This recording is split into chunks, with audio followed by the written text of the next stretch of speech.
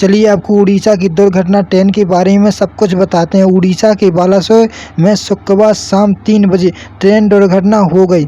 घटना महानागा बाजार railway station के पास हुई थी।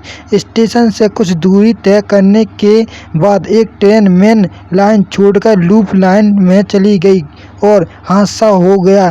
पहले हम चलिए ग्राफिक से इसे समझते हैं पूरी जानकारी।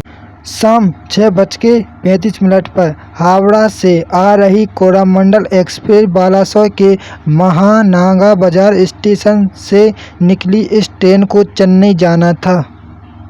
उस शाम 6:54 पर कोरामंडल एक्सप्रेस मेन लाइन पर थी। कुछ ही दूरी पर एक मालगाड़ी लूप लाइन पर खड़ी थी। 6:55 पर कोरामंडल एक्सप्रेस अचानक लूप लाइन पर आ गई और गाड़ी से टकरा गई। यहीं तो पूरा खेल हो गया। यहीं से पूरी लूप लाइन पर गलती से आ जाने पर यहीं से पूरा सब खत्म हो गया। ये उड़ीसा में हादसा हो गया और तीनों ट्रेन के आपस में जुड़कर देखिए पूरी मालगाड़ी पर टकराने पर बहुत खतरनाक एक्सीडेंट हो गया। 6:59 पर जिस ट्रक पर कोरामंडल एक्सप्रेस के डिब्बे गिरे उसी पर बेंगलुरु हावड़ा आ गई और उससे भी हादसा हो गया।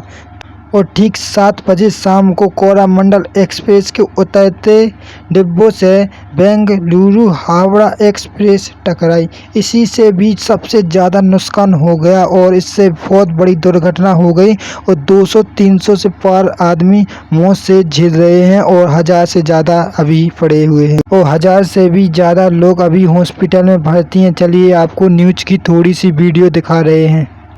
मालगाड़ी के ऊपर चढ़ जाता है, डब्बे इधर से उधर हो जाते हैं। 19 बोगीज यानी 1-2 नहीं 19 कोच प्रभावित होते हैं इससे।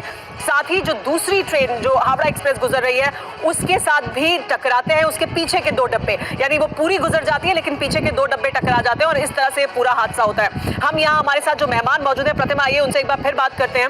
जो हम आपको एनिमेशन के जरिए दिखा रहे हैं वही हम आपको डेमो के जरिए भी दिखा रहे हैं। एक बार फिर से मैं दिखाना चाहूंगी कि देखिए यहीं पर हुआ है। जो भी इन्वेस्टिगेशन है वो इस मुद्दे पर होगी। दरअसल जाहिर सी बात है बहुत से और पहलू होंगे जिन पर इन्वेस्टिगेशन होगी, लेकिन ये हम आपको दिखाने की कोशिश कर रहे हैं कि अगर सिग्नल क्योंकि सीधे जाने का था तो ये ऐसे होना चाहिए था। ये लूप लाइन ऐसे होनी चाहिए थी। ये ट्रेन सीधी चली जाती और कोई हादसा नहीं होता, लेकिन ऐसा नहीं हुआ। ये ऐसे था यानी ये देखिए ये ऐसे था और ये ट्रैक पर ट्रेन जैसे ही यहाँ पर आई ये ट्रेन ऐसे घूमती चली गई। ट्रेन हाई स्पीड पर थी, इसे रुकना नहीं था और इस वजह से हादसा हुआ। यहाँ से जाकर ये जाकर मालगाड़ी के ऊपर सीधे ऐसे ऊपर चढ़ गई है और उसके बाद फिर हादसे में एक और ट्रेन जुड़ गई जो कि अपने आप में नियति कह सकते हैं कि वो ठीक उसी समय पर वहाँ से गुजरी और ये हादसा हुआ सर। लेकिन फिर वही बड़ा सवाल कि टेक्निकल दिक्कत ज़्यादा है क्या? जो टेक्निक है वो फुल प्रूफ नहीं है, उसमें इस तरह के हादसे होने की गुंजाइश है क्या?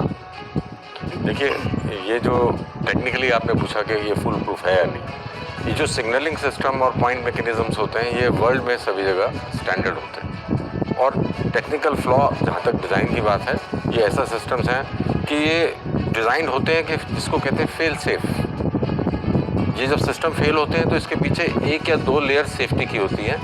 सेफ होने के बाद में एक और सिस्टम पकड़ता है। जब वो भी फेल हो जाता है तो सिस्टम डिसाइड करता है मुझे फेल होना है तो सेफ साइड पे फेल होता है, मतलब वो गाड़ी को आने से रोक देता है। तो यदि ये सिस्टम का इंटरनल फेलियर होता तो फेल सेफ सिस्टम गाड़ी को आने से रोकता।